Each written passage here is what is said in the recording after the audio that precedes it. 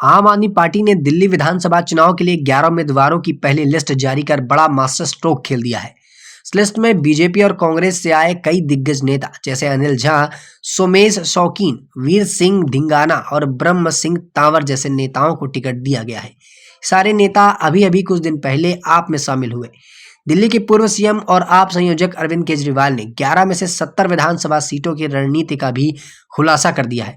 इस लिस्ट के जरिए केजरीवाल ने यह भी बताने की कोशिश की है कि अगर दूसरी पार्टियों के तेजाब कैंडिडेट यानी कि ब्यूरो प्लेयर भी पार्टी में आते हैं तो उनको भी टिकट दिया जाएगा। राजनीतिक गलियारों में इस बात की भी चर्चा जोर पकड़ने लगी है कि 23 नवंबर के बाद केजरीवाल एक बड़ा धमाका कर सकते हैं।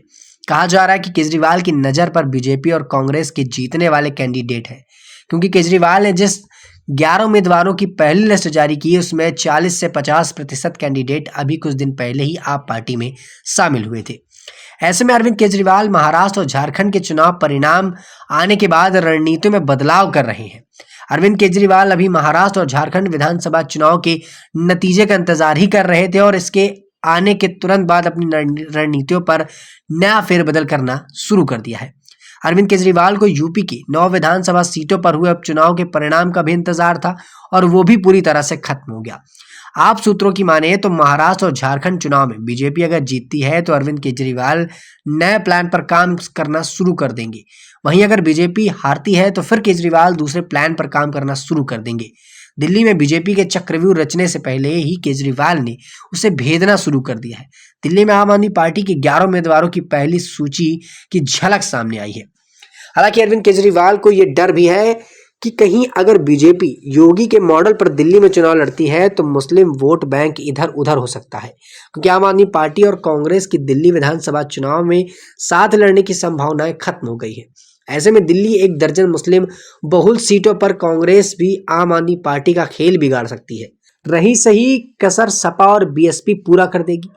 एसपी पूर्व दिल्ली खासकर यूपी से सटे कई विधानसभा सीटों पर अपनी दमदार उपस्थिति इस बार दर्ज करा सकती है। अरविंद केजरीवाल अब राजनीति के चतुर और चालाक खिलाड़ी हो गए। ऐसे में अरविंद केजरीवाल की सारी रणनीति महाराष्ट्र और झारखंड चुनाव के परिणाम पर टिकी है, क्योंकि अगर दोनों राज्यों में बीजेपी जीतती है तो अरविंद केजरीवाल पर मनोवैज्ञानिक दबाव होगा कि वो इंडिया गठबंधन के बैनर तले चुनाव लड़कर अगर इंडिया गठबंधन तक चले जाते हैं तो उनको कहीं ना कहीं कम सीटें या फिर 20 सीटें तो कहीं ना कहीं उनकी जा ही सकती हैं। बता दें कि इस वक्त अरविंद केजरीवाल पूरी फॉर्म में चुनाव लड़ने की तैयारी पर है, लेकिन डर उनको सता रहा है कि अगर योगी मॉडल पर काम किया गया तो दिल्ली के मुस्लिम बहुल सीट और मुस्लिम बहुल लोग बीजेपी की तरफ न जाते हुए उनके साथ आएंगे, लेकिन जो हिंदू संगठन है वो पूरी तरह से बीजेपी के साथ जाएगा, जिसकी वजह से वो सीट से हार सकते हैं और ये पूरा चुनाव बदल सकता है।